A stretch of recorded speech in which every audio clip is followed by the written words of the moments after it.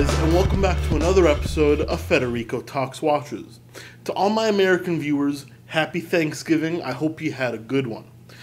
Now, Thanksgiving, the holiday of giving thanks, kind of made me think of something, and that's what I'm going to talk about in this video. Now, I'm not a huge watch flipper. I rarely sell the watches I buy. Apart from this year, I did sell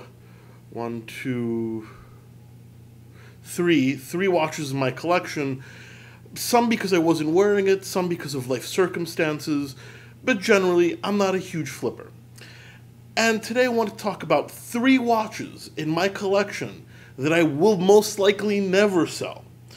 And the picks I talk about today might surprise a few of you, but I guess you'll have to wait and see. And I'm going to talk about each watch and why I would never sell it. Some of the reasons are more practical, some of the reasons are more emotional. Now, if you guys seen the State of My Collection video about a year ago, I'll link it right up here. You can see my entire collection. It really hasn't changed all that much. However, I did sell 3 watches.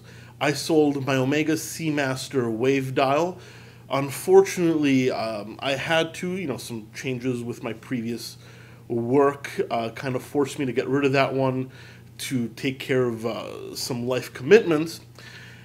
And unfortunately, I really do miss it, but I will probably end up picking one up soon. And actually, guys, shameless plug, DelReyWatch.com, I've actually got a mint condition ceramic Seamaster for sale right now. Box, papers, essentially, basically brand new. It's totally mint. DelReyWatch.com, my website where I sell pre-owned watches. Figured I was talking about a Seamaster, I'd plug my wares for you guys.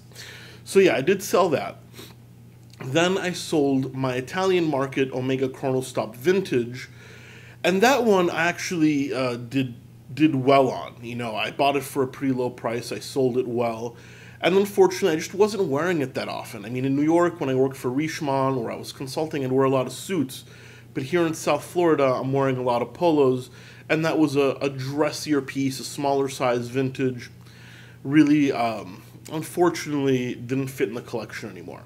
And I sold my Eterna Contiki GMT World Timer, a watch, once again, I thought I'd never sell, but, I bought it really well. I got a really great offer. I had to let it go. However, there are 3 watches in my collection that for one reason or another, I do think I'm highly unlikely to ever sell, and that's what I'm going to talk about today. Now, no wristwatch check, because I've got all 3 watches here, but the first one is this one, and the one I was wearing today. And this is the IWC Vintage Collection Ingenieur Laureus.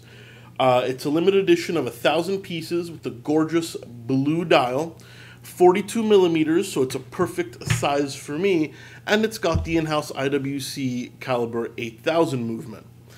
This was my first watch that I bought over $10,000. Now, I actually didn't pay $10,000 myself, but it retailed over $10,000, and I bought it in the Christmas of 2005, I want to say. I had a really great month in sales, and I wanted to treat myself. And this is the watch I got. Now, I don't wear this as often, once again, because I don't wear suits, but it's such a beauty. It's pretty rare. I doubt I'll ever get rid of it. It's just a watch that means a lot to me. Now, second is another dressier piece, and this is my Tourneau Triple Date Moon Phase made by Walden International. Now, this retailed for about $4,500. I picked it up for a fraction of that in the very short time I worked for Tourneau. But once again, it's got a moon phase, it's got the guilloche dial, the cathedral hands. Walden International is a great watchmaker, very small, very boutique. It's got the Valjoux 7751. And to be honest with you, it'd be almost impossible for me to replace it. This is a watch that if I sell, because I don't wear often, and I actually don't wear often, but I ever regret it and I want to replace it down the line, I doubt I can. Less than 500 of these were ever made. I always search for them online. None of them ever come up. So I'm not going to sell it for the simple fact that, A, it's not going to fetch a lot of money because it's branded Tourneau, but B, if I do want to sell it and I want to rebuy it, it's almost impossible for me to get again. Then again, it is a very high quality watch. I mean, hand-engraved dial, chronometer certified at a 7751, moon phase, the case by Walden International, the movement is actually decorated with guilloche and blued screws. It is a high-quality watch. The branding brings the price down a little bit, and it's impossible to sell. And for that reason, I don't think I'm ever going to let this one go. And actually, this is also a watch I think looks like $1 million. And then, last but not least, it's not a Panerai. It's not. I love my Panerais, but when I was thinking of this list, I had to be objective. And this would be my Apollo 14 limited edition Speedmaster. Now this I picked up for a steal, and it's one of the true limited edition Omegas. None of that 5,000, 2,000, even 500 crap that Omega pulls nowadays. They only made 150 of these. Once again, if I ever wanted to replace it, I wouldn't be able to. None of these ever come up for sale. And what can I say? It's a standard Speedmaster, Hesselite dial, crystal, closed case back, a manual wind 1861 movement.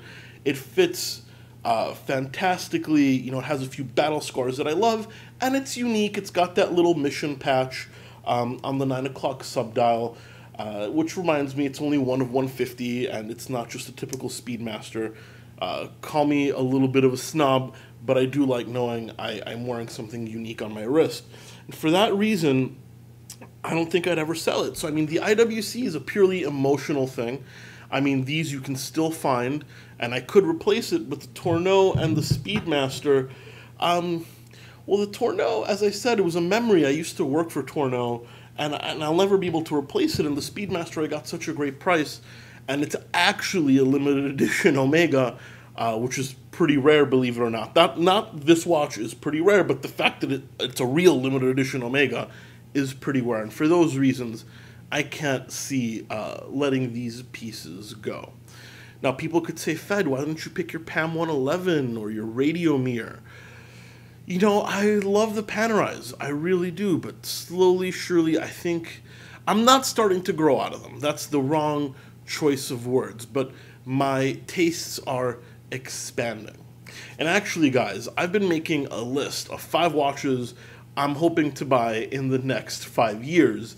And that's a video I'm going to come up soon where I talk about the 5 watches I want, and my thought behind them, the pricing, and how I hope to acquire them. Should be a pretty interesting video. Anyway, guys, what are watches in your collection you'd never sell? I'd love to get your input and to hear what the keepers really are. And also, as I said, please check out delraywatch.com. I've got a great Seamaster in stock right now. Fantastic condition, along with a whole bunch of other watches. Also, please don't forget to like and subscribe if you enjoyed this video and found it useful. It really does help, and subscribing ensures you don't miss any more content. Guys, thank you so much for sticking around for another episode of Federico Talks Watches. I really missed you. It's been 4 days without a video, and I'll catch you in the next one. Take care.